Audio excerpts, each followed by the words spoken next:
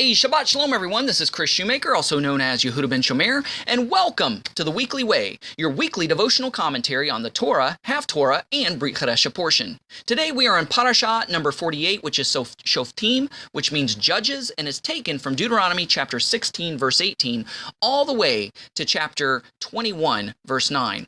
I'd like to start out by reading from Deuteronomy chapter 17, verses 18 through 20. It says, when he, that is, the king of Israel, is seated on his royal throne, he is to write a copy of this instruction. In other words, what's the instructions? It's the law of Moses, the first 5 books of Moses, the Torah. He is to write a copy of the instruction for himself on a scroll in the presence of the Levitical priests. It is to remain with him, and he is to read from it all the days of his life, so that he may learn to fear the Lord his God, to observe all the words of this instruction, and to do these statutes. Then his heart will not be exalted above his countrymen. He will not turn from this command to the right or to the left. And he and his sons will continue to reign in Israel many years. So, okay, there is a rabbinical story called a midrash. It's a legend about King Solomon when he sat down and began reigning over Israel. He fulfilled this commandment by sitting down, and in front of him was a clean blank scroll, which he was to copy all 5 books of Moses down. Standing before him, holding each spindle of the Torah scroll, was a Levitical priest that was there to check King Solomon's work as he copied, making sure that he copied it letter for letter, word for word.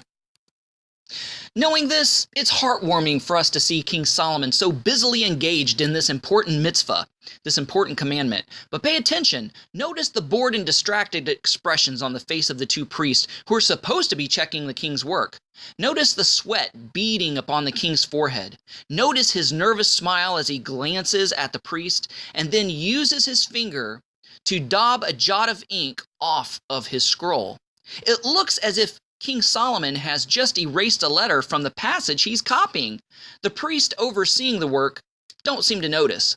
The words which the king is now supposed to be transcribing are, "And neither shall he multiply for himself wives, that his heart shall not go astray." Deuteronomy 17:17. But what has the king done? He has erased the little letter yud from the word yarbe, multiply. The yud is a letter shaped like an apostrophe, no larger than one, and it is just a small jot of ink. But in erasing that letter, Solomon has changed the whole meaning of the sentence. Now it says, "And he did not multiply for himself wives, that his heart shall not go astray." By erasing the letter yud, Solomon has simply changed the tense of the verb multiply. It is a small and subtle change, but now the verse is no longer an imperative forbidding a king to multiply his wives. Instead, it has become a statement implying that his past tense multiplication of wives will have no effect on leading his heart astray. Solomon has removed a yud. The above scene is more or less described for us in the Midrash Rabbah Shemot 6:1. There we find a crucial midrash which not only relates this amusing anecdote about Solomon, but also informs our reading and our words of the Master in Matthew 5:17 through 19. This Matthew passage is, of course, the famous pro-Torah declaration. "Do not think that I've come to abolish the Torah or the prophets. I did not come to abolish, but to fulfill. For truly I say to you, until heaven and earth pass away, not the smallest letter or tittle shall pass from the Torah until all is accomplished. Whoever then nullifies one of the least of the commandments and teaches others to do so, the same shall be called least in the kingdom of heaven. But whoever keeps and teaches them, he will be called great in the kingdom of heaven." Within Messianic Judaism, this passage is often touted about with various shades of meaning, but its deepest implications are laid bare by the Midrash Rabbah and Solomon's unscrupulous scribal editing. So, when God gave the Torah to Israel, he inserted therein positive and negative commands and gave some commands for a king, and it says, "The king shall not multiply horses to himself, neither shall he multiply wives to himself, that his heart not be turned away." But Solomon arose and studied the reason of God's decree, saying, "Why did God command he shall not multiply wives to himself? Is it not that his heart turn not away? Well, I will multiply wives, and still my heart will not turn away." In his great wisdom, Solomon supposed he understood the reasoning behind the commandment. Why did the Torah command a king not to multiply wives? Clearly, God intended this law as a safeguard for the king's heart. Solomon apprehended the principle of the law. He understood the intention behind the law against multiplying wives, and he thus reasoned, if I keep my heart from going astray, then I'm free to multiply wives.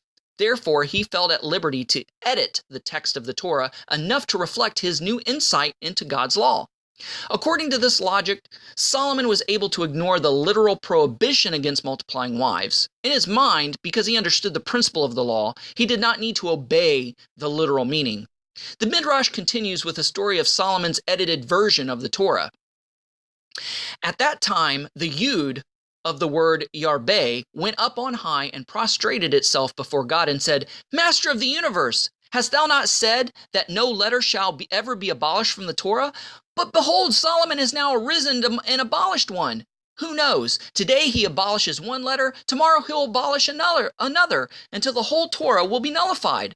God replied, Solomon and 1,000 like him will pass away, but the smallest tittle will never be erased from thee. To recapitulate, the little letter Yud that we saw Solomon blot out from his copy of the Torah was so offended that it ascended to God and filed a formal complaint against Solomon. The letter Yud warned God that if this kind of editorial process were allowed to continue, the whole Torah would soon be abolished and nullified. God placated the letter Yud by assuring it that not even the smallest decorative crown, which is a tittle, would ever be erased from the eternal Torah. God points out that Solomon and men like him are temporal and passing, but the law of God is eternal. Solomon may ply his wisdom and logic and creative scribal work as much as he likes, but God's law will still stand long after Solomon has disappeared. In the Midrash, Solomon goes on to explain his rationale to us. Solomon says, the reason why God said, neither shall he multiply wives unto himself, was only lest the king's heart should turn away. God is with me, and I will withstand this temptation. Solomon is confident that his own wisdom is superior to the rule of Torah. With a terrific sense of irony, the Midrash continues, yet, what is written of Solomon? For it came to pass, when Solomon was old, that his wives turned away his heart after other gods. This according to 1 Kings 11:4. Rabbi Shimon Bar Yochai said, it would have been better for Solomon to clean sewers than to have this verse written of him. Isaiah 52:7-10 is our Haftorah portion, so when you get time, check that out. This is speaking of God as king, but prophetically of the Messiah, which the king and Messiah are both Moshiach, in other words, anointed, and both are sometimes referred or thought as an extension of God's authority. This being the quote-unquote arm of the Lord. Adonai says that he will reveal his arm, his Messiah king, before all nations, before all the world, and that God's salvation, God's Yeshua, will be revealed.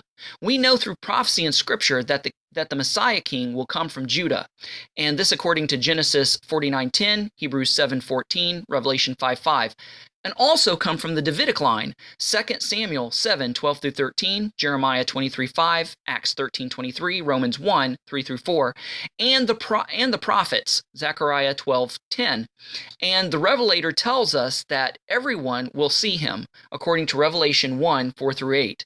Indeed, as our Torah portion relates, that it was necessary and inevitable that Israel would ask for a human king, and as we just stated above, the ultimately finds its fulfillment in Yeshua the Messiah. We've seen from the Torah to the Tanakh and now the Brit Parashah that Yeshua, the Messiah King, is destined to be prophet, priest, and king, ruling in Jerusalem in the world to come, and is thus the ultimate fulfillment of the Torah portion we read, in that Israel is to ask for a king, Deuteronomy 12:14-20. Hey guys, thanks so much for listening. Go out there and have a great day. Shabbat Shalom, Shavua Tov, God bless. AbrahamsDescendants.com, getting back to the 1st century in a 21st century way. Thanks for watching. Don't forget to press the like button as well as the subscribe button if you haven't done so already, and the notification bell that'll let you know every time I make a new video. And don't forget to share this with a friend. Also, visit our website at abrahamsdescendants.com. Thanks. Shalom.